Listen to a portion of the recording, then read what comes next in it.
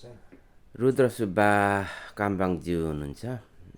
उहाँलाई प्रभातकालीन नमस्कार गर्दै आजको यो सानो एउटा प्रभातकालीन राग उहाँको तर्फबाट बाँसुरी मार्फत एउटा राग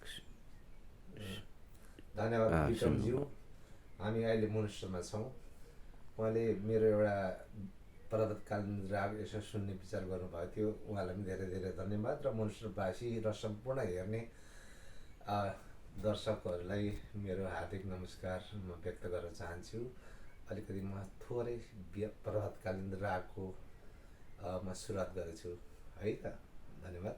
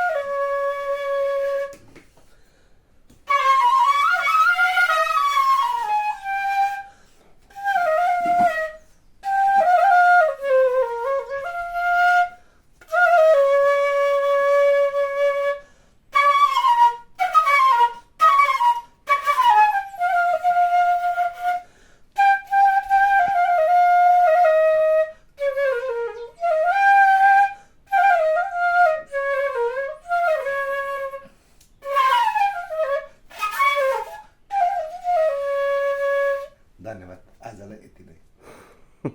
धन्यवाद उहाँलाई धेरै धेरै धन्यवाद।